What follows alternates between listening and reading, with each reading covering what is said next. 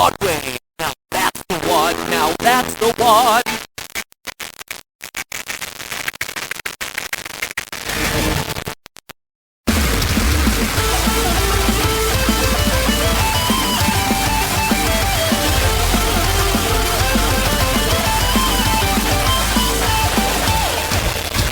Hello, Internet. Welcome to Game Theory, where instead of putting a joke here, I want to ask a question. If your personality were represented by a font, what font would it be? Take a moment and put the font in the comments. I'm really curious to see what everyone has to say. Didn't you find a couple of the fonts get bored with 311? With that out of the way, it's time to talk Under. Now, I don't think I've ever gotten this many requests to cover a game. Well, except for Snap. And I heard Snap 3. Oh, and then there was Snap 3. Wait a minute. Can I worry about something here? Anyway, across the board on YouTube, Reddit, and Twitter, you always wanted Undertale. And honestly, I'm glad you brought it to my attention. True loyal viewers will know that Earthbound is my favorite game of all time. So a self-aware RPG of similar style? Oh man, it's like a gift from indie gaming heaven. Undertale is a game where every character, from road mob to grind fodder, has a sympathetic design and unique personality, motivation, goals, fear. Whether you're saving or slaughtering them, the game makes you feel something every time you enter an encounter. But to me, one character stood out among all the rest. Man, a skeleton named after the font, Comic Man. And all font references at the beginning of the episode. You haven't played Undertale, I'm sure that's a really weird opening. Anyway, Samson, well, there's a lot of information on this guy. Before we get into it, let me put up a very special spoiler. Undertale is the best experience of mine. So if you haven't played it, pause the video and come back after you finish. I promise you. Don't regret it. Alright, so everyone out of the room ready for the adult swim? Because I'm feeling pretty determined to get to the bottom of the Sam mystery. So just to recap for those who haven't played the game and ignored the spoiler warning, just to refresh it, Sam's one of the two skeletal brothers in the game. His partner is a pirate, allowed to scrap lover, also named after the font. But in the world of Undertale, there's a very a big question mark. All that we really know is what's given to us by a doctor and Doden, who explains that Sam is the pirate who showed up one day and experienced them. Fear. Like, what's more is that all the pirates just kind of sidekick Sam. But sure, he likes part two, but he's also pretty powerful. And you're not only is this boss battle the hardest in the game, he's one of the only characters that have knowledge and power over space and time. He often takes shortcuts around the world in ridiculous times. Even walking walls, he also acknowledges that he's only one of infinite versions of himself. He can self-aware commentary of the various timelines that plays through the game. He can even count the number of times he kills you. He acts like an arbiter in the game. That's how judgment on the player's actions in the game. He explains the secrets of EXP and love, or execution points, and violence. In short, he just doesn't fit in with the rest of the world of monsters. But then, what's true? Well, the idea that he doesn't belong in Underworld is pretty correct. The evidence seems to point to the fact that he was, in fact, formerly a serpent. Well, the true pacifist ending of the game, as the beast looks out on the horizon, the pirate asks Sam about the giant ball in the sky. Sam says, quote, we call that sun. This supports that A, the use of the word thinking and knowledge of the sun shows that Sam is a teacher of knowledge of other humans, and B, that despite being the pirate's role being skeleton, brother, it appears to be in another world at the same time. They fear me. They fear me, and two very different things.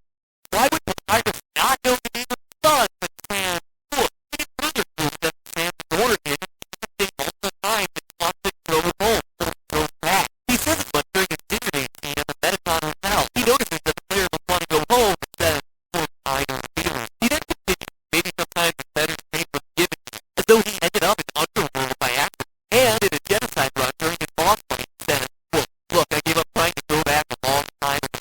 And before you say you keep going back to the surface world, that's clearly not the full story. His very next line of dialogue is that getting to the surface doesn't really appeal anymore. Two words here is evil. Yes, he seems to hail from the surface and wants to go back, but based on his dialogue, no longer considers it his home. It's as though the surface world he once knew was gone, as though he determined to say, pretty intriguing. So we're left with a beast that appeared out of nowhere, presumably from a surface, but from a different time, who seemingly has the power to tell us. That's a lot of questions and not a lot of answers. But here's where things get really Sam has a big workshop that takes a fair amount of searching time. You could say it takes a lot of determination to unlock.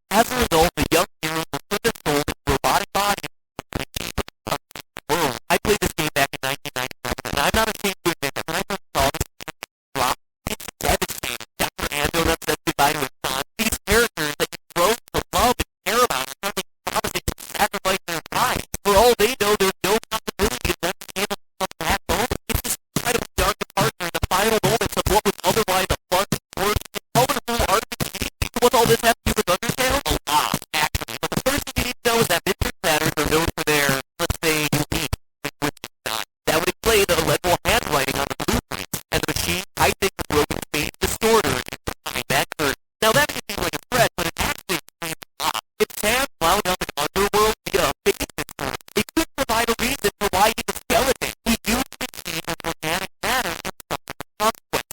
Not killing him, but turning him part of him into a pile of gold. It would also explain why Sam's given up hope for going home. Remember, the distortion is a time machine. By being in Underworld, he's not only in a different place, but based on how he walks, he's also in a different time, with no hope of traveling back in the time and taking.